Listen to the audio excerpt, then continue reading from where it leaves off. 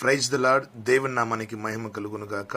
ప్రభువైన యేసుక్రీస్తు నామములో మీ అందరకు నా హృదయపూర్వకమైన వందనాలు తెలియజేసుకుంటున్నాను. మంచిది, సమయంలో కొన్ని నిమిషాలు మీతో వాక్యం పంచుకోవాలని ఆశపడుతున్నాను. దేవుడు మనిషిని ఎందుకు ఈ భూమి మీద నిర్మించాడు అనేది మనం ఆలోచన చేద్దాం. ప్రతి మనిషి కూడా ఈ లోకంలోని ఎందుకు జన్మించబడుతున్నాడు, ఎందుకు ఈ లోకంలోకి దేవుడు అనుమతిస్తున్నాడు, ఈ భూమి మీద ఎందుకు తన చిత్తాన్ని జరిగించుకుంటున్నాడు అనే విషయాలు మనము ఆలోచన చేద్దాం. ఎందుకంటే దేవుడు ఆయన గొప్పవాడు, దేవుడు ఆశ్చర్యకరుడు, దేవుడు సర్వోన్నతమైన దేవుడు. కాబట్టి అసలుకి మనము ఎందుకు ఈ భూమి మీద నిర్మించబడుతున్నాం అనే విషయాలు మనకు తెలియాలి. ఎందుకంటే ప్రతి మనిషి కూడా, చాలా మందికి కూడా మనం ఆలోచన చేస్తే ఈ లోకంలో మనుషులందరూ కూడా ఈ లోకంలో ఉన్న ఆ యొక్క విధానాన్నే శాశ్వతమైంది అనుకుంటున్నారు. అంటే డబ్బు సంపాదించుకోవటము, లేకపోతే ఇష్టానుసారమైన జీవించటము, ఇక మనకి వేరే జీవితము లేదు అనేక అపోహలో చాలామంది కూడా జీవిస్తూ ఉన్నారు. అలా దేవుని యొక్క విలువ తెలియకనే చాలామంది కూడా నశించిపోతున్నారు. చాలామంది కూడా దేవుడి విలువ తెలియకుండా, దేవుడి ప్రేమ తెలియకుండా, దేవుడు అసలు ఈ లోకానికి ఎందుకు వచ్చాడు, అలాగే ఎందుకు మన కోసం మరణించాడు, తిరిగి లేచాడు, ఎందుకు దేవుడు మన కొరకు అంతలా ఆయన హింస పొందాడు అనే విషయాలు ఈ లోకంలో ఉన్న ప్రజలకు తెలియక చాలామంది కూడా దేవుని అంగీకరించకుండా లోకానుసారంగా జీవిస్తున్నారు. కాబట్టి అసలుకి భూమి మీద మనిషి ఎందుకు నిర్మించబడుతున్నాడు అనే ఆలోచన మనం చేద్దాము. ఆదికాండము 1వ అధ్యాయము 26 నుంచి 27 వచ్చిన మనం చూస్తే దేవుడు అక్కడ తన స్వరూపం బట్టి మనిషిని అక్కడ నిర్మించుకున్నాడు. నిజంగా దేవుడు తన స్వరూపం బట్టి మనిషిని సృష్టించను. నిజంగా ఆదామును అక్కడ దేవుడు తయారు చేసే విధానంలో దేవుడు ఎందుకు ఆదాము నిర్మించుకున్నాడంటే తన స్వరూపం బట్టి, అంటే ప్రతిబింబముగా, దేవుని యొక్క ప్రతిబింబముగా. అంటే దేవుడు ఒక మనిషిని ఎందుకు నిర్మించుకున్నాడు, ఎందుకు ఈ భూమి మీద నిర్మిస్తున్నాడు అనే ఆలోచన మనం చేస్తే దేవుని యొక్క ప్రతిబింబముగా దేవుడు మనిషిని పుట్టిస్తున్నాడు. ప్రతిబింబం అంటే దేవుని స్వభావం కలిగి, ఆయన గుణాలు కలిగి, ఆయన ప్రేమ కలిగి, ఆయన నీతి కలిగి, పవిత్రత కలిగి, పరిశుద్ధత కలిగి జీవించాలని దేవుడు మనిషిని నిర్మించుకున్నాడు.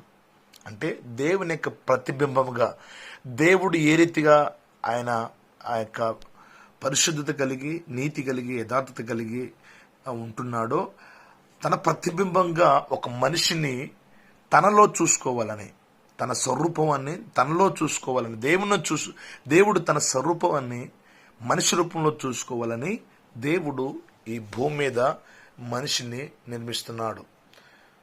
దేవుడు తన చిత్తాన్ని జరిగించుకోవాలని, అంటే ఒక మనిషి ద్వారా ఏదైతే దేవుడు అనుకుంటున్నాడో అది మనిషి ద్వారా జరిగించుకోవాలని దేవుడు ఆశపడుతున్నాడు. కాబట్టి ప్రతి మనిషి కూడా ఎందుకు ఈ భూమి మీద నిర్మించబడుతున్నాడంటే ప్రతిబింబముగా, దేవుని యొక్క ఆ స్వరూపము ధరించుకున్న మనము దేవుని యొక్క ప్రతిబింబంగా మనిషి ఉండాలని దేవుడు ఆశపడుతున్నాడు. అంటే పరిశుద్ధంగా ఉండాలని, నీతిగా ఉండాలని, యథార్థంగా ఉండాలని, ఆ యొక్క దేవుని యొక్క గుణగణాలు కలిగి ఆ వ్యక్తి ఈ భూమి మీద జీవించాలని దేవుడు నిర్మించుకున్నాడు. కాబట్టి మనం కూడా దేవుడి యొక్క స్వరూపంలో నిర్మించబడ్డాం. మనము ప్రాముఖ్యంగా ప్రతి మనిషి కూడా దేవుని యొక్క స్వరూపంలో నిర్మించబడ్డాడు. కాబట్టి దేవుడికి ఇష్టానుసారంగా మనము జీవించాలి. కాబట్టి దేవునికి మనము ఇష్టానుసారంగా జీవించాలి. ఈ భూమి మీద మనము అధిక నిర్మించబడుతున్నాం.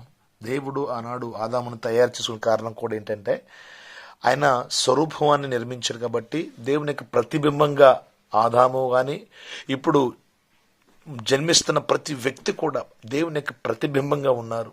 కాబట్టి ఆయన వల్లే మనం జీవించాలని దేవుడు తనని మనలో చూసుకోవాలని దేవుడు నిర్మించాడు. కాబట్టి మనము ఈ భూమి మీద ఎందుకు నిర్మించబడుతున్నామంటే దేవుని యొక్క ప్రతిబింబాలుగా నిర్మించబడుతున్నాము. అంటే దేవుని స్వభావం కలిగి, దేవుని యొక్క ఆలోచనలు కలిగి, దేవుడి యొక్క తలంపులు కలిగి, దేవుని యొక్క ఉద్దేశాలు కలిగి ఈ భూమి మీద మనం జీవించడం కొరకు భూమి మీద మనము ఏర్పరచబడుతున్నాము. కానీ మానవుడు ఈ లోకాన్ని ప్రేమిస్తున్నాడు, ఈ లోకంలో ఉన్న ఆశలు ప్రేమిస్తున్నాడు, ఈ లోకంలో ఉన్న ప్రతి వ్యర్థమైదాన్ని ప్రేమిస్తూ ఉన్నాడు. కాబట్టి మనం అలా ఉండకూడదు. ఎందుకంటే దేవుడు మనలను తన స్వరూపమందు నిర్మించుకున్నాడు. నిజంగా ఒకసారి ఆలోచన చేస్తే మనం ఒకసారి అసలు ఎలా జన్మించబడుతున్నాము. తల్లి గర్భములో ఒక చిన్న కణముగా ఏర్పడి జన్మించి తర్వాత పెద్దయి లోకంలోని ఎదిగి, అంటే చూడండి, ఆ జ్ఞానం ఇచ్చేది దేవుడే, వృద్ధిపరిచేది దేవుడే, తర్వాత మనకు ఆలోచన చెప్పే దేవుడే, నడక నేర్పించేది దేవుడే, తర్వాత చిన్నతనం నుంచి నడక నేర్పించటము, మాట నేర్పించటము, తర్వాత ఏ సమయంలో ఎలా ఉంటుంది, ప్రతిదీ కూడా దేవుడు మనలను నడిపిస్తున్నాడు. అంటే మనం మన సొత్తు కాదు, ఒక మనిషి తన సొత్తు కాదు, ఒక మనిషి దేవుని సొత్తు, దేవుని కొరకే నిర్మించబడ్డాడు, దేవుని కొరకే ఈ భూమి మీద జన్మించబడ్డాడు. కాబట్టి మనము కూడా ప్రతిరోజు కూడా నిజంగా ఈ భూమి మీద నేను ఎందుకు నిర్మించబడ్డాను అనే ఆలోచన చేయాలి. దేవునికి ఇష్టానుసారమైన జీవితం మనం గడపాలి. నిజంగా దేవుడు మన కోసం ఎదురు చూస్తున్నాడు. ఆయన అంటే నా స్వరూపమందు నిర్మించిన ప్రజలు నన్ను పోలి నడుచుకోవాలని దేవుడు సెలవిస్తున్నాడు. నిజంగా అపోస్తలుడైన పౌలు అన్నాడు కదా, అపోస్తలుడైన పౌలు గారు, నేను దేవుని పోలి నడుచుకున్న ప్రకారము మీరు నన్ను పోలి నడుచుకున్నాడు. అంటే అపోస్తలుడైన పౌలు గారు దేవుని పోలి నడుచుకున్నాడు, దేవునికి ఇష్టమైంది తెలుసుకున్నాడు. ఒకప్పుడు హింసకుడు, దూషకుడు, హానికరుడు, దేవుడికి ఆయస్కరమైన పనులు చేసినా కూడా ఎప్పుడైతే దేవుని తెలుసుకున్నాడో, దేవుని మార్గాన్ని అనుసరించాడు, అంత మాత్రమే కాదు కానీ దేవుని కొరకు సజీవమైన సాక్షిగా ఎన్నో శ్రమలు, ఎన్నో ఇబ్బందులు, ఎన్నో బాధలు, ఎన్నో కష్టాలు, ఎంతో హింస అన్నీ అనుభవించాడు దేవుని కొరకు. బ్రతుకుట క్రీస్తే, చావైతే లాభం అని నిజంగా అపోస్తలుడైన పౌలు గారు దేవుని కొరకు నిలబడ్డాడు, దేవుని ప్రకటించాడు. నా దేవుడు నిజమైన దేవుడు అని అనేకులకు దాన్ని ప్రకటించాడు. మనము కూడా నిజంగా ఈ భూమి మీద మనం ఎందుకు నిర్మించబడుతున్నామంటే దేవుని చిత్తాన్ని మనం నెరవేర్చాలి. పరలోకమందు ఆయన చిత్తం నెరవేర్చబడుతుంది, ఈ భూమి మీద కూడా ఆయన చిత్తం నెరవేర్చబడాలి.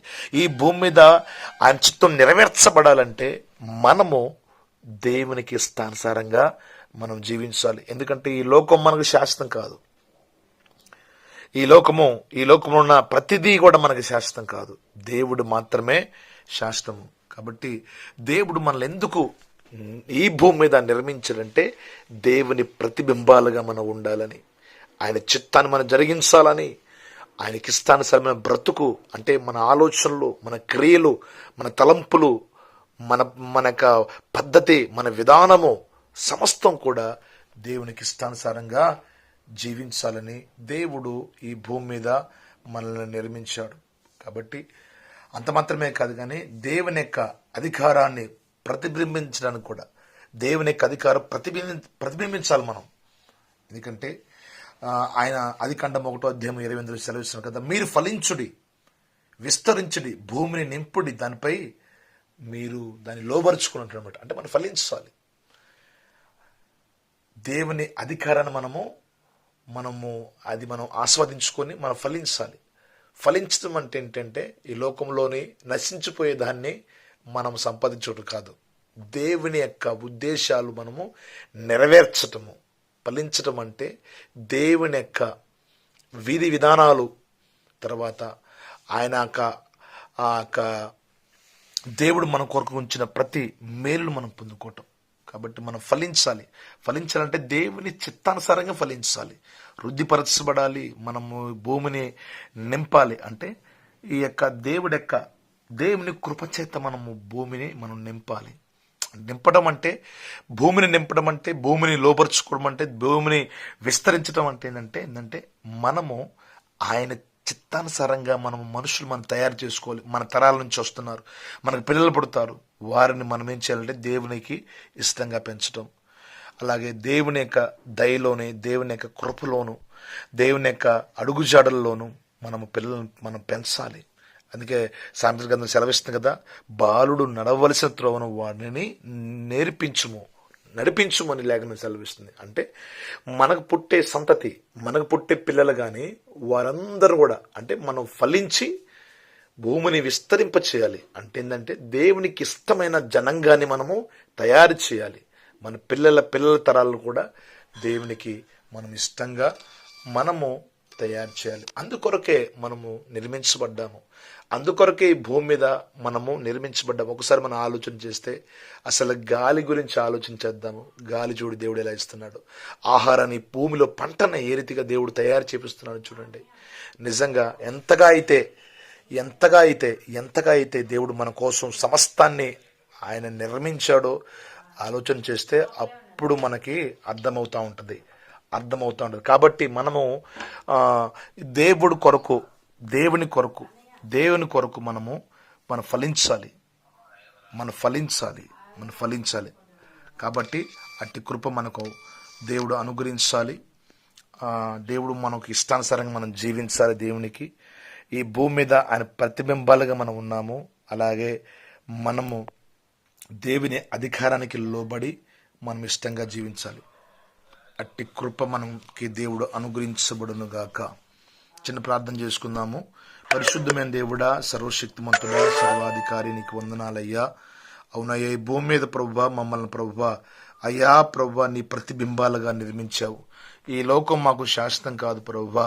ఈ లోకంలో ప్రభువా, ఈ భూమి మీద ప్రభువా మేము నీకు ఇష్టానుసారంగా జీవించాలనే మమ్మల్ని ప్రభువా పుట్టించావు. అయ్యా ప్రభువా, నీ స్వరూపము మాకు అనుగ్రహించి మేము పరిశుద్ధంగాను నీతిగాను యథార్థంగాను జీవిస్తే మీరు చూడాలని ప్రభువా, నీ స్వరూపము ధరించుకుని నిన్ను వలే అయ్యా నీలో అయ్యా తండ్రి నీ రూపాన్ని మాలో చూసుకోవాలని నిర్మించావు. అయ్యా తండ్రి, కనుక ఈ లోకం మాకు శాశ్వతం కాదు కాబట్టి అయ్యా నీకు ఇష్టానుసారమైన జీవితం మేము జీవించే కృప దయచేయండి. అయ్యా ఏ ఒక్కరు కూడా ప్రభువా అయ్యా తండ్రి నశించిపోకుండా నాయన అయ్యా నీవు నిజమైన దేవుడు అని తెలుసుకోవాలి. ఈ భూమి మీద యేసయ్య తన ప్రతిబింబాలుగా నిర్మించుకున్నాడని, తన అధికారానికి అందరూ లోబడాలని నిర్మించుకున్నాడని, ఈ భూమి శాశ్వతం కాదని ప్రతి ఒక్క వ్యక్తి తెలుసుకునే కృప దయచేయండి. అన్ని విషయాలు మీరు తోడుగా ఉండి నడిపించి సహాయం చేసి నామానికి మాత్రమే మహిమ ఘనత ప్రభావం తెచ్చుకోమని నజరేయుడైన యేసుక్రీస్తు నామములో ప్రార్థనా మనవులు అడిగి పెట్టుకుంటున్నాము తండ్రి. Amen, amen, amen. God bless you. దేవుడు మిమ్మల్ని అందరినీ దీవించును గాక. కాబట్టి మనం దేవుని యొక్క ప్రతిబింబాలుగా ఉన్నాము. మనం ఈ భూమి మీద నిర్మించడానికి కారణము, ఈ భూమి మీద మనం పుట్టడానికి కారణం ఏంటంటే దేవుని యొక్క ప్రతిబింబాలుగా మనము ఆయన పోలికను ధరించుకొని ఆయన వలె మనం జీవించాలని దేవుడు మనల్ని నిర్మించుకున్నాడు. God bless you. దేవుడు మిమ్మల్ని అందరూ దీవించి ఆశీర్వదించును గాక.